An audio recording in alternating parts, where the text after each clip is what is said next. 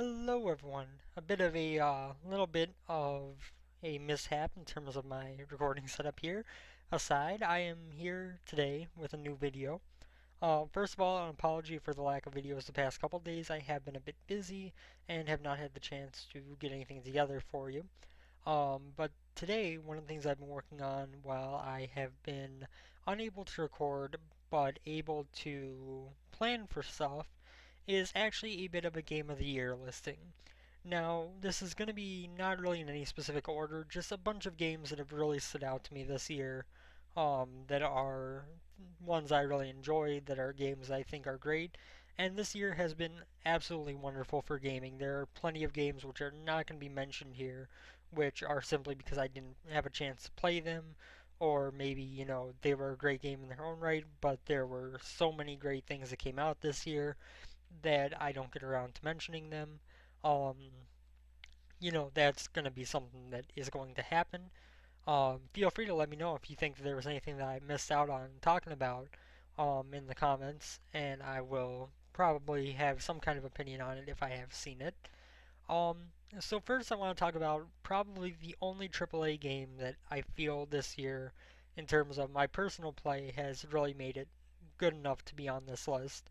Um, Granted, I have only played a couple of AAA games due to my financial situation, but early this year, Ni no Kuni Wrath of the White Witch came out, and that was a game that I felt pretty much hit the mark everywhere. The game was the story of Oliver, a young boy whose mother dies early in the story, during the introductory segment, and then he is brought into another world where magic is real, and he is tasked with defeating the Dark Wizard who is causing the downfall of the world. Throughout the game, it is an action RPG. You have cooldowns on your attacks. You can attack whenever that timer goes clear. So that pseudo turn-based style that is rather popular. Um, but throughout it, not only does it tell a really, really awesome story, one of my favorite stories in video games this year, honestly, but it also has a lot of very, very fun mechanics. Not the least of which being familiar taming and training, um, almost along the lines of Pokemon, um, but also just the open world nature, the fetch quests were kind of heavy in it, I will admit, where you had to run off and get X piece of heart to go cure or heal the broken heart of another, which is the recurring theme that you, as the pure-hearted one, are tasked with curing the broken hearts of those around you. Um, so the game was a bit heavy on those type of fetch quests, but it was a very well designed game. The story was told very well. The music was wonderful, the visuals were wonderful. Overall, it was just a very, very well done game from start to finish, and it is one that has certainly been remembered by me. And I do plan on playing it again just to relive the story that it told. Um, the next game that wanted to talk about a bit is Spelunky. Now was originally released last year, as I think everyone knows. It certainly was very much a game that was pretty popular on the Xbox 360, on the arcade. But this year it saw its PC release, and with that was included the daily challenge mode, a mode where once per day you can play a seed that everyone in the world gets, and you can try to compare yourself how you do on that given run to how others around the world have done. Now, this is only part of the equation of what made Spelunky PC such a humongous release for the game. Um, Not only did this allow people to have a very functional thing to stream or record, if you follow my own Spelunky series, you know that it was mainly focused on doing the daily challenge each day, because it gave you a very, very clear thing to do each and every day, regardless of Spelunky, and that, people who follow you, people on your friends list, they could all compare, and it turned it into a very community focused thing. On top of this, with the PC release, we saw a lot more of a community spring up around Spelunky just by virtue of having people who don't have an Xbox 360 or don't have a capture card the ability to not only play but also record and post their videos. And this has resulted in a variety of things. Bear Taffy and Biznap finding out that the ball and chain could break the Moai head, which eventually led to Bananasaurus Rex getting the eggplant from the beginning of the game all the way to King Yama and defeating Yama with the eggplant, a secret which was never found on the Xbox 360 version and was only discovered when someone used Cheat Engine on the PC to give themselves the eggplant at the Yama fight and throw it at him and discover that secret. We also saw the advent of the ability to kill the ghost, something that nobody realized on the Xbox 360 version again, in that A, the ghost can be damaged by UFO lasers, and if you get hit by 9,999 UFO lasers, the ghost will die. But more so, the one that has actually been done without any cheats is the ability to use lava to kill the ghost, which obviously lava does 100 points of damage per hit, or maybe it's 99, I think, actually. Yeah, it's 99 damage per hit, so it ensures that it kills you instantly. But if you can drag the ghost through lava 101 times, that'll do 9,999 points of damage to him, and he will die. Or she will die, I should say. The ghost is a her, or at least is identified as a her. But regardless, Splunky's PC release has done a huge amount to push forward the game and the community around it. And a game that I spent a decent amount of time with on the Xbox 360 has become arguably my most played game this year on PC, solely because the huge community that sprung up around it and the fun of comparing with friends or comparing with the streamers you follow makes a huge difference in terms of the longevity of any type of game. But on a game that's already really fun to play over and over again, it added a whole lot of benefits. So, that is definitely a game that very much deserves mention this year. Um, Another game that I will bring up that I just got recently, if you followed my stream the other day, if you followed my video on it, Assault Android Cactus. This is a twin stick shooter from Witchbeam Studios, which is currently in Steam Early Access, that has kind of made me love the genre in a way that I have not in quite some time. Um, there are a lot of different characters with very different attack styles. The levels are designed well. They change throughout the fight, so you cannot just stand back and, use the same strategy to get through the entire battle. You do have to move around and adjust on the fly. Not to mention the fact that the battery mechanic, where if you take too long without picking up a battery, you will die, but you can be knocked down as many times as you want, is a very interesting and is a very helpful thing to giving a sense of urgency to the combat. Instead of being able to just stand back and play it safe, you have to play risky. You have to run through the enemies to get batteries if need be. You have to keep killing enemies at all times. You can't just hang back and try to regen your health so you don't get knocked down. Because if you do, you will not get enough score quick enough to get batteries popping out and give you the life you need to keep going in the game. Obviously, with this game being in early access, it is something that I don't feel would really qualify for a game of this year because it's only going to get better. There's only going to be more content added to it. And so, it's not fair to compare a game that is still in a work in progress to a game that is completed. But in terms of games that I have really enjoyed this year, Assault Android Cactus, since I started playing it, is one of them.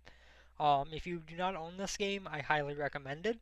And I think by the time it sees full release, most likely next year, it will be a very, very high quality game.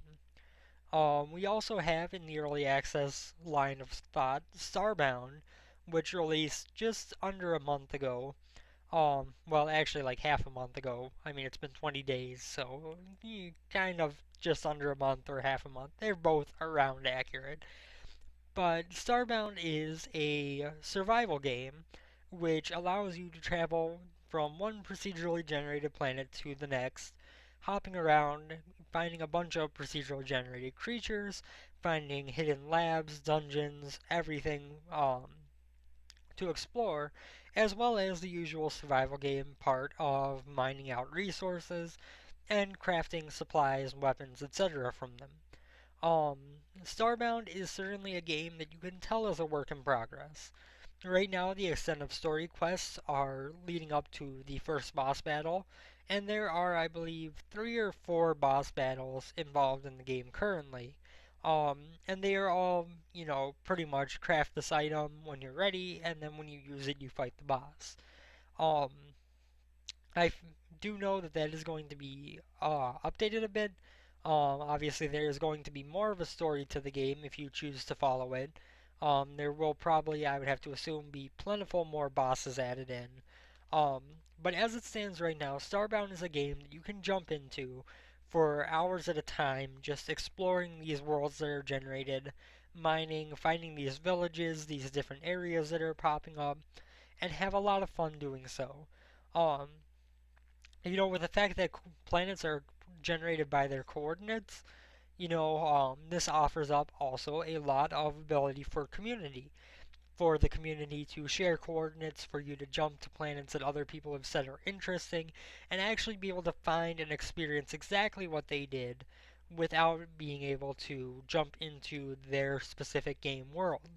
Now, in a way, this is kind of a negative because, at that point, you can remember from character to character certain coordinates and be able to pretty much suit yourself out in the best possible armor and weaponry instantly just by knowing where to find them. However, like I said, it gives a huge sense of community, and there are so many coordinates and so many possibilities throughout the star map that this is very much accounted for, and it is something that I think is only going to grow. And I think that given the fact that there are so many coordinates, unless you choose to actively try to keep up on coordinates and use them to your advantage, it's not something that you are going to have a big problem with. It is something that um, you are going to find is something fun to do when you've explored a lot and you want to find something that you maybe haven't seen yet, or that, someone says is really fun or interesting. When the game is in its full state, this is going to be really useful in terms of finding those planets that aren't integral, but are also going to give you a big chance to explore and discover things that others before you have seen. So I also want to give a big shout out this year to Adult Swim Games. Um, they have been publishing games like crazy lately, and the quality of those games has pretty much consistently been pretty great. This year we saw Super House of Dead Ninjas, Super Puzzle Platformer Deluxe, Sound Dodger Plus, which I have not personally played, and my favorite of the group, Volgar the Viking, on PC alone. Um, these are all very good games. Super House of Dead Ninjas is a very fun procedural, fast-paced platformer which tasks you with moving down a couple hundred floors to try to defeat the bosses throughout every 50 floors. Um, you've got Super Puzzle Platformer Deluxe, which takes the match 3 or more mechanic of many puzzle games and turns it into, as the name implies, a platformer, which allows you to move around the map and blast the blocks to do your damage, and is a very interesting score run game. Um, Volgar the Viking, the other one I have played, is probably my favorite game released this year. Um, it's kind of hard to say for sure, but what Volgar did was it brought a very difficult game to the table. But a game that once you have learned it and once you have memorized the patterns of the enemies, once you know the maps, becomes something that is very simple. It really harkens back to the old arcade days, where part of the way arcade machines made their money was by way of having games that were difficult enough to challenge you, but because they were based on patterns and memorization, you always did better. You always found yourself getting more and more done because you were learning these enemies, you were learning their patterns, and you were learning how the game's maps were displayed. So, by the time that you had, sunk in uh, several dollars worth, probably more than that, you could find your way all the way at the final stage, and you could find yourself fighting against the final boss and learning his patterns. And then after that, it becomes a score match, How fast can I get through this game? Now that I know all the patterns, now that I know all the enemy placements, how quickly can I get through a run? How high of a score can I put up? Which Volgar encourages speed by giving you a higher score if you complete runs, if you complete levels faster and with less deaths. And so this is kind of a very old school style of game that was immensely fun to play through. The initial path of the crystal was extremely difficult and taught you pretty much all you needed to know about enemy attacks and patterns. And then it was followed up with the path of the Valkyrie, which although many people refer to it as hard mode, from a design standpoint, and one of the developers has actually said as much to me, but, from a design standpoint, the levels in Path of the Valkyrie are actually a little bit easier. Due to the limited lives, it kind of balances things out. Since you have less chances to do it, it's a little bit easier, but it's going to take you longer to learn the levels because you have to get the lives to get to them. Similarly, when it comes to the Path of the Valkyrie, a lot of the reason why it is easier, in my opinion, is because you already know all the enemies and their patterns. You just need to learn how they're placed in the map and how to move around it. But it is certainly a challenge. It took me quite some time on my Let's Play of Path of the Valkyrie. Not as much as Path of the Crystal, but it did take me quite some time and added a whole nother layer to the game. Now you can, do you want to see how fast you make it through Path of the Crystal? Do you want to see how fast you can make it through Path of the Valkyrie? Do you want to see the best score you can get going for ending A or ending C? So Volgar the Viking did some really awesome things, and I am very glad that, um, very glad that Adult Swim Games published the game because it allowed it to easily get on Steam and reach a wider audience. And I think that it is the kind of game that a lot of people should miss if they don't. A game that challenges you as a gamer. It's something that Dark Souls did so well last year, that Volgar did so well this year. It challenges you. It tells you this is what you're up against. Every time, this is what's going to happen to you. Find out how to deal with it and deal with it. And that is something that we don't see very often in games anymore. A lot of games anymore are based on trying to help you get to the end, especially in the AAA sphere. Obviously, in the indie sphere, we have a lot of roguelikes. I mentioned Spelunky earlier, which are very difficult in their own right, but they're also different each time, and that's part of what drives their difficulty is you don't know what to expect on any given run. But when it comes to Volgar, it throws all of its cards right out there face up on the table and says, this is what you're up against, now beat it. And I think we need more games like that. I have a ton of fun playing them. You get such a sense of accomplishment when you finally learn that boss's pattern and take him out for the first time. And as a whole, I think Volgar was most likely my favorite game this year.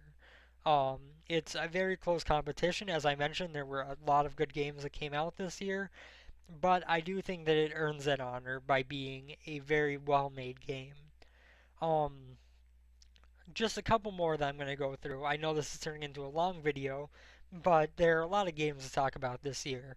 The next up on my list would be Papers, Please, which is one of those games that is giving Volgar a very strong run for its money. Papers, Please tasks you with one simple thing. You work as a border control agent, and you have to check people's entry credentials to ensure that they are able to enter the country and are not going to do anything horrible. Now, this sounds mundane, it sounds boring, and it is very mundane.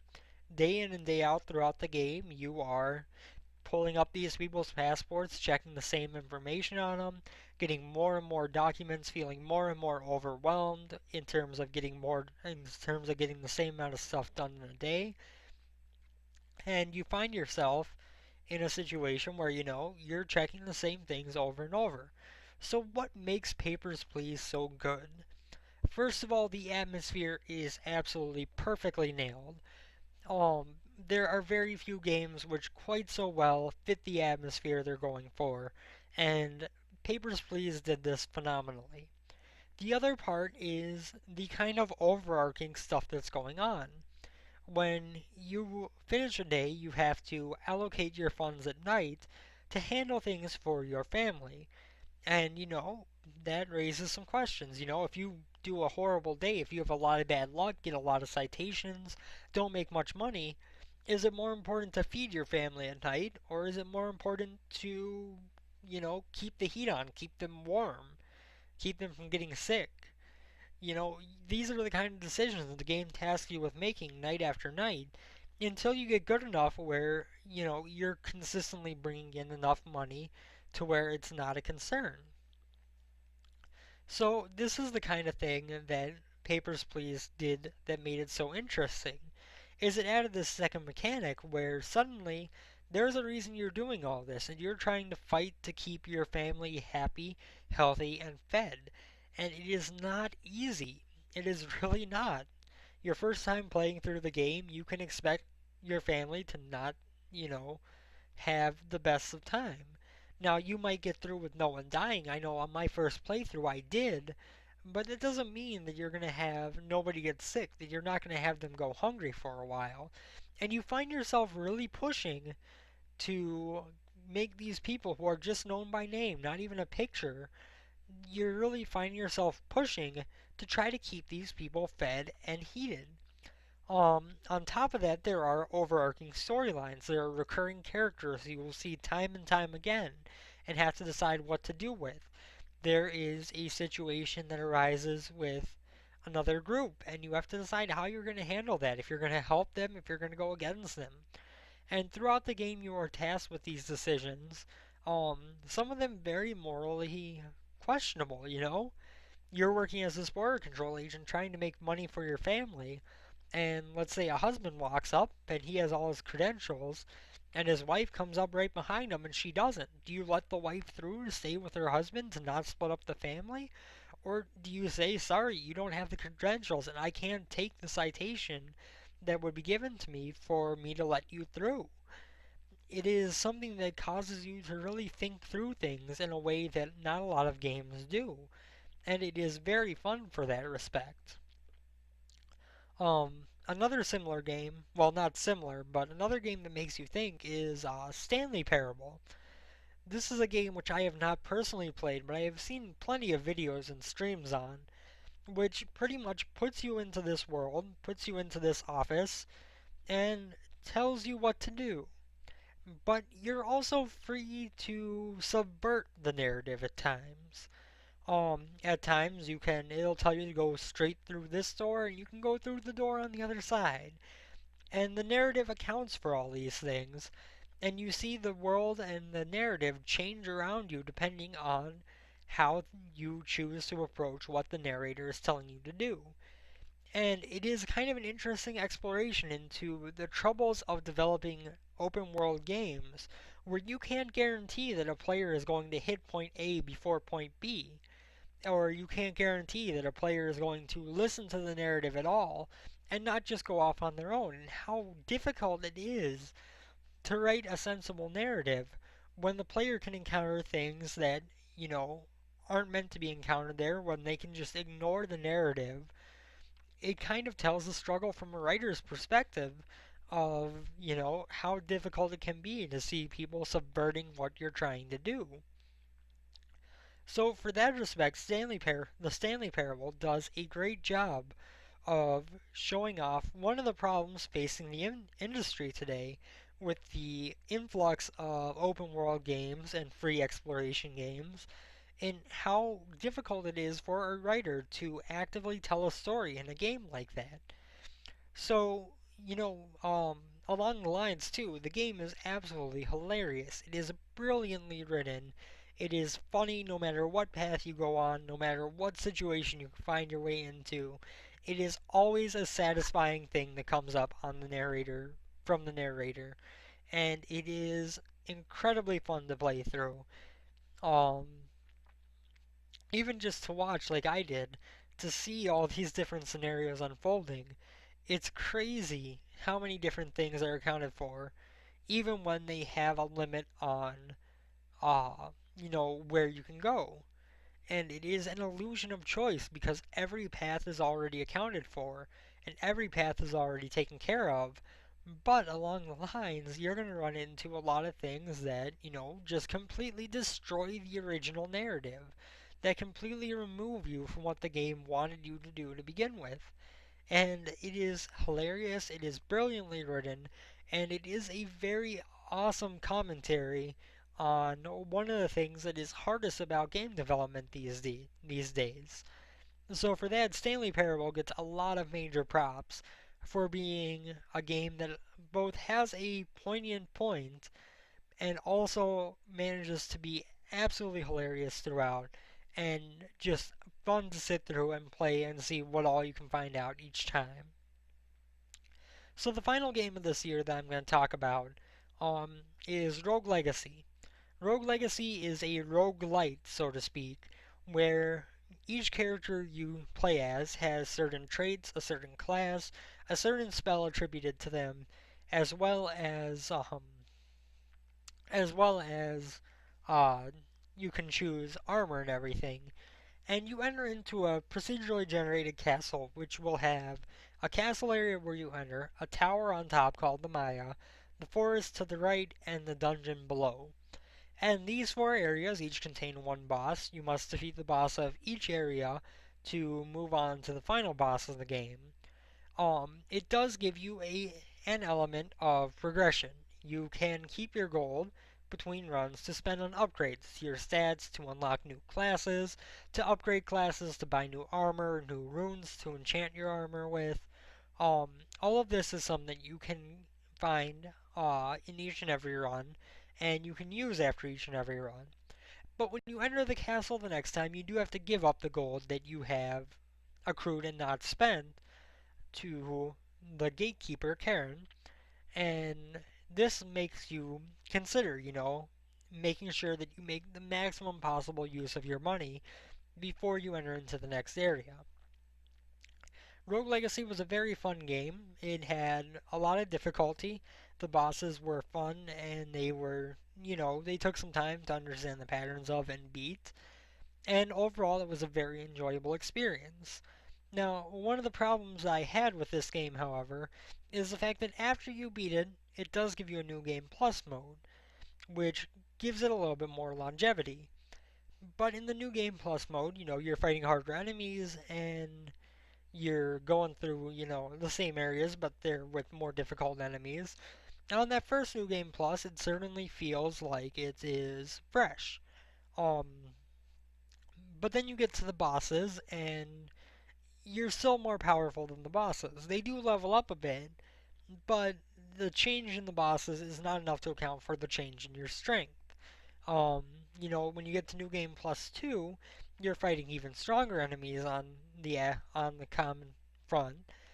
But, once again, you're even stronger now because you're getting more gold, you're upgrading yourself further, and the bosses feel that much further below you. Um, I think I made it to New Game Plus 4 when I played through, and by this point, you aren't getting new enemies each time through. You're getting the same enemies that you've had in the prior New Game Pluses. Um, you're just, they're leveling up so they have more health and they do more damage to you. And by that point, there's not as much replay value in the game when the New Game Plus is stopping from being really all that much of a challenge to being, well, now it's kind of a bullet hell, and I just need to dodge well enough to get through to the boss who I can beat without a second thought. Now, that's not to say it's a bad game, because it's a very fun game, and obviously, if I'm talking about it in a list of my favorite games of the year, that says something. But there is also an element of, at a certain point, it kind of runs dry. There's not too much more to do on your save file, and you can always start a new one. You can try to do something like a level 0 challenge, stuff like that. Um, it's just at a certain point, your character runs out. Unlike a lot of roguelikes, where once you die, you have an entirely new character who is starting absolutely fresh from the beginning. And so every time you play through it is equally as challenging, and it gets easier from you learning the enemies. With Rogue Legacy, the New Game Plus doesn't really hold up to the replayability involved in games where you are starting fresh each time. Now, it should be added that Rogue Legacy recently had a massive content patch, which include remixed versions of all five of the bosses, as well as various different new rooms, stuff like that.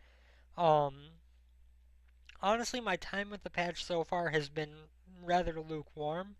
The new boss versions are really, they are, um, they're the same bosses with the same basic attacks, but they're in a new room that's more difficult to fight them in, and you're designated a character.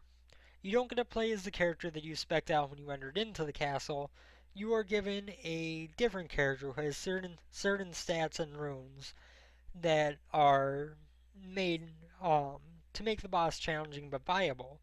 Um, but on some cases, on the first boss, Kidder, when I fought his remix version, one of the things I kind of felt were there were some attacks that, given the fact that I was being put as a spell sword, a class that I don't particularly enjoy in the game, um, and having to use that class to my advantage when I hadn't played with it much because I didn't enjoy it throughout the main game, um, and given the fact that, I had enough HP where he could kill me in 4 or 5 hits, some of the attacks were very difficult to dodge given the situation and the runes available.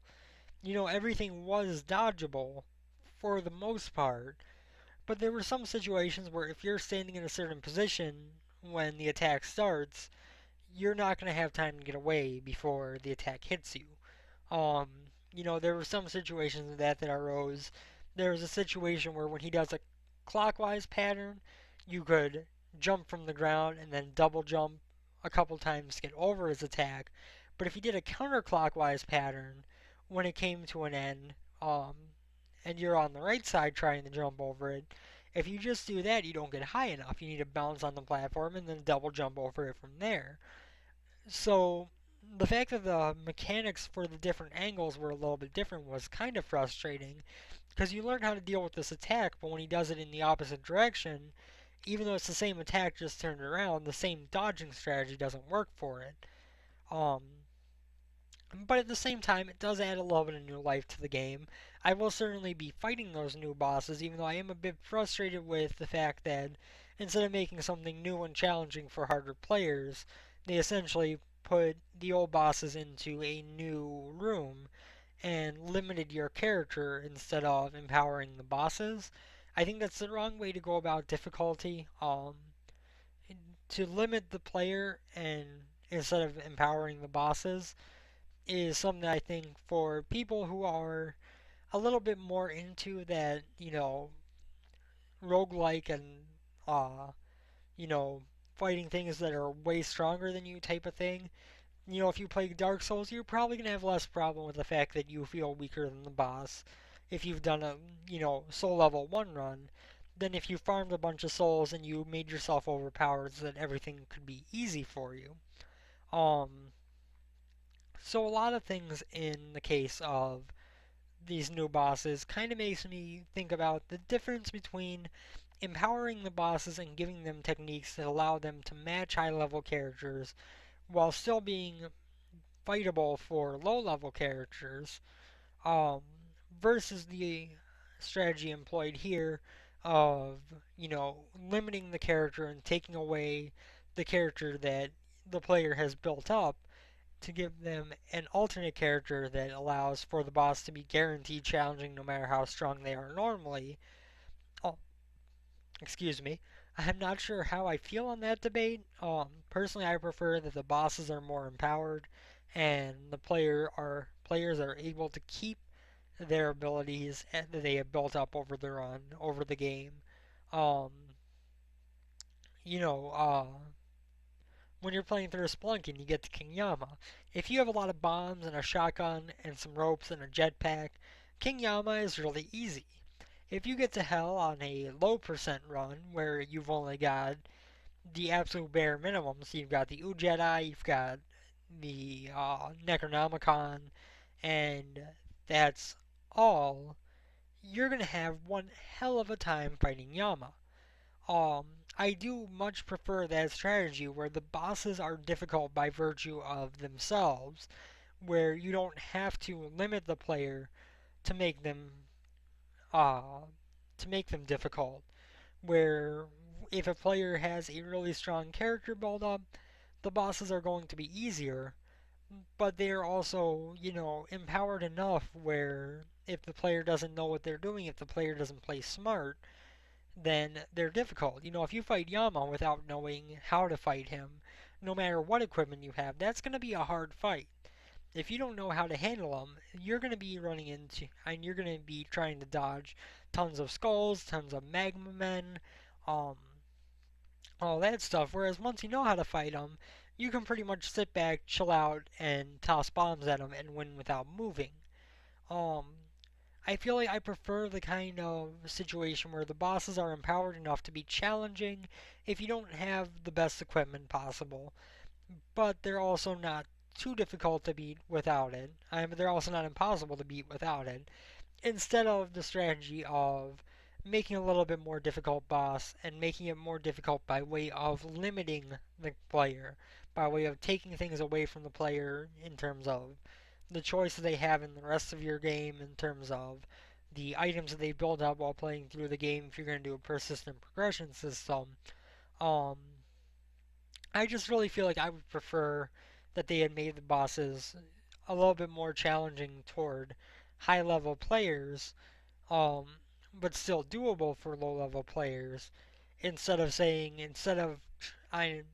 of ignoring the possibility of trying to make them difficult for high level players and easier for lower levels by limiting you and putting you into a pre-made class.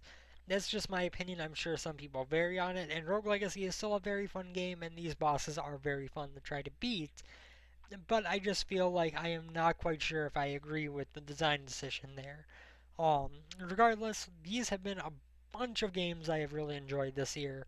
There are a lot more that I have not brought up, mostly either because of it being in a very early state, as Delver's Drop is not brought up because of, it's a very early state, there's not much to it yet, it's hard to really judge how it is. Um, there are plenty of games like that. There are some games I just probably forgot to mention, and there's a whole lot of situation of just me feeling like um, this is already almost a 40-minute video of me sitting here talking because my laptop would take way too long to edit a video of these games together, and so I think that I need to cut it off. But this has been an absolutely phenomenal year for games, especially in the indie community. Major props to all the developers this year who made such wonderful products for the gaming community. You make it really fun to be a gamer, and with the fact that, indie devs are very much focused on the community, focused on making their games something that people enjoy, not just with themselves, but as a group in streams, in YouTube, whatever the case may be. We have seen a whole lot of indie devs doing real awesome things, not just in the way their games are made. And for that, I very much respect all of them. I have had a ton of fun interacting with devs on this channel this year. I absolutely love, seeing how awesome these devs are, seeing how willing they are to help out, help make a community around their game. It is something that I think is changing the gaming industry for the better, where AAA has stagnated because of corporate requirements and profit margins and investors. The indie crowd has grown and become this huge, huge community of people who are making or playing really great games and doing it with Twitch, doing it with YouTube, doing it where it's not just a single person experience, even a single player game, where there are people there having fun, forming communities around this game, around these games. and I feel like it has been growing for years. I feel like this year has grown even more, and especially with my beginning into it, I am very happy to have become a part of that community more actively than I was before. And just as a whole, it has been an awesome year for the games this year. And I can't wait to see where this industry goes from here, especially if indie games continue to grow in popularity and commonality as they have recently. Thank you guys for coming to this video. Thank you for sitting through all of it. I know it was long, but I hope that I made some good points on the games I was talking about. And I will see you next time. There will be a video of gameplay coming up, probably tomorrow. Probably I say because I'm not sure when people are going to show up and when I'm going to have a chance to record. If not tomorrow because it is Christmas, it will be later. To those of you out there watching, Merry Christmas if you celebrate it. If not, I still hope you have a phenomenal 25th of December. Um, you may not celebrate Merry Christmas, but I'll still say Merry Christmas to you because I hope that your Christmas, whether you celebrate it or not, is absolutely wonderful. And I want to go ahead and say in this video, since this is kind of my year-end wrap-up, uh, Happy New Year to everyone. I hope that, as I mentioned, next year continues to be great, and I hope that everyone has a great time in it. Thank you guys for watching, and I will see you next time. Later, everyone.